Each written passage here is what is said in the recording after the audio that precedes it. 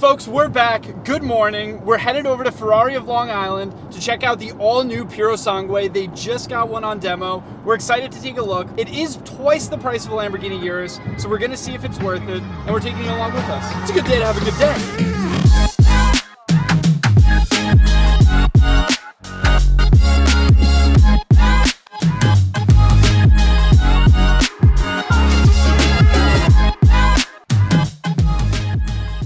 Oh, it sounds good. It sounds good. All right, I think it's growing on me a little bit. That is so sick. First impressions of the car, it looks absolutely fantastic. The front almost resembles an 812 Superfast a little bit, and these might look like headlights, but they're actually air vents. As we move towards the back, you have carbon fiber everywhere. Up front, you have 22-inch wheels.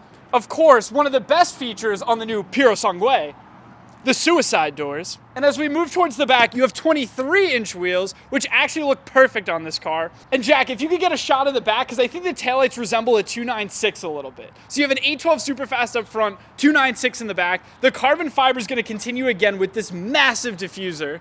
That's $11,000. And you have a quad tip exhaust. And on that note, let's have a listen.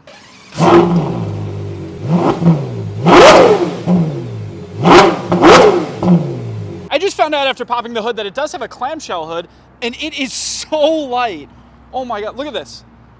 Look at this.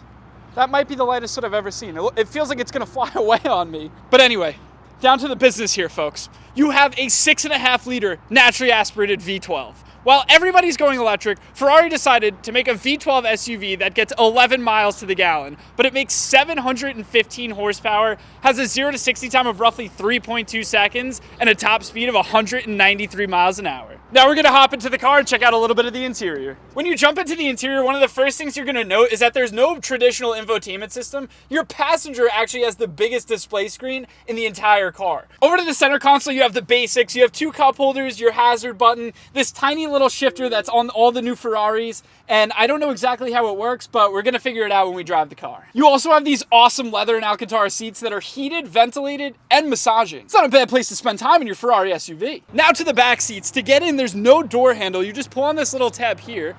It's gonna automatically open for you, and it is a suicide door. And then when we jump in the back, to close it, you just hit this button on one of your pillars.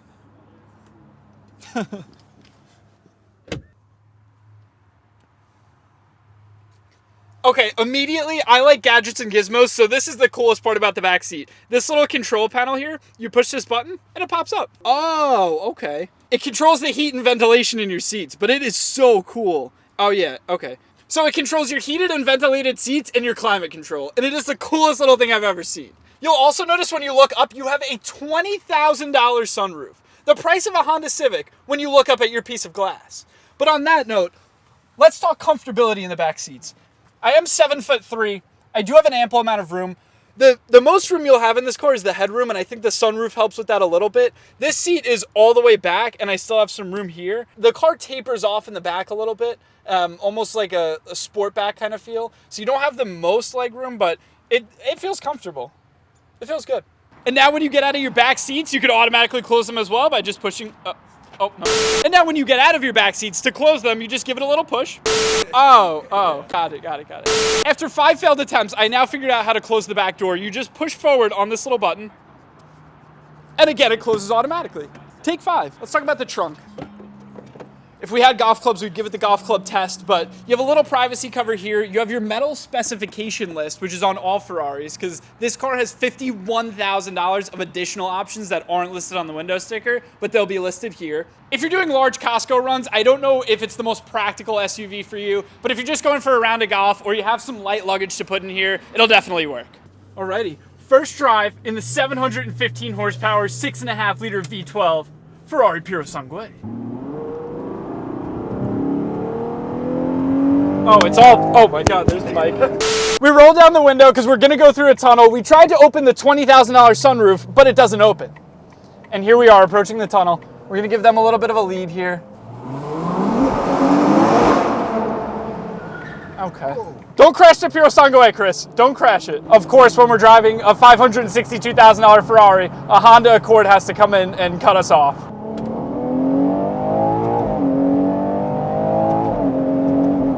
It's all top end. That's my thesis here. It's all top end power. Compared to like when you drive a Lamborghini Urus, it's really torquey because it's a twin turbo V8 and it's not as heavy. This is like you got to rev it out and get a good strip of road. But it sounds so sick. I'm excited to see people put exhausts on these.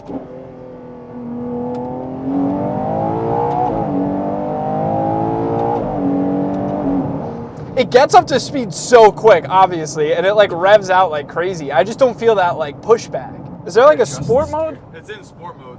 It feels like in comparison to a Lamborghini Urus, because I guess that's the best thing to compare it to, it feels a little bit bigger, probably just because of the 6.5 liter V12. And I guess it's just a bigger car overall. Up front, it feels really small. Like it's definitely doesn't have the long hood like the 812 Superfast, and you can see everything perfectly. But I think there's maybe like a lot of weight in the back with the seats, I guess. I don't know.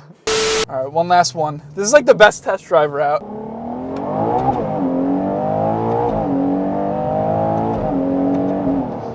Yeah, it just the brakes are phenomenal. The brakes are phenomenal, and it just wants to keep going. I mean, it does have a top speed of 193 miles an hour, so it definitely gets up and wants to go. It's a car you'll get in trouble in because you don't know how fast you're going, and then you look down and it's more than 3 digits. Folks, the passenger seat might be the best place to spend time. You have this massive screen here that shows the miles per hour, the RPM, even the G-force, and you can control music, seat settings, the whole 9. And the driver doesn't even have a regular infotainment system in the middle there. So I guess the passenger's the best in the car. Does this pop up? Oh, that pops up. Yeah. You can control like climate and the seats. This is where the massage is? Yeah. It's the bottom one. Ooh, Yep. look at this. Hold on. A bunch of different ones. You can change what seat it's on. Wow. Shift lights. There we go. That's really cool, and that's like a thing that really only Ferrari does. Does anybody else do the shift lights? Let's talk about how Jack it's his first appearance on camera in a proper YouTube video, and the first 3 words that come out of his mouth are, give it the beans. But that's 4 words, but... That's not a bad first appearance on the Chris and Cars YouTube channel. Anyway, we're back at the dealership. Oh. A digital animation of the Purosangue. I didn't do that today. That's how I call it. I don't call it the Purosangue. I was just doing that to have like some sort of etiquette. But the Chris and Cars dictionary term of it is FERRARI Purosangue. Huge shout out to Ferrari of Long Island for not only letting us review the Purosangue, but letting us drive it. To summarize, it's definitely a high revving naturally aspirated V12, and that's exactly how it drives. I thought it would drive kind of similar to the Lamborghini Urus, but it is a completely different platform, not for better or worse. I mean, it has almost 100 more horsepower than the Lamborghini Urus. It just doesn't have those 2 turbos, but it also has 4 more cylinders. 8, 9, 10, 11, 12. Yes, it has 4 more cylinders. It's a completely different driving experience. If you have the opportunity to drive one, definitely contact your local Ferrari dealership, and we'll see you next time. Ferrari is making an SUV. We ain't got a front, we ordering these.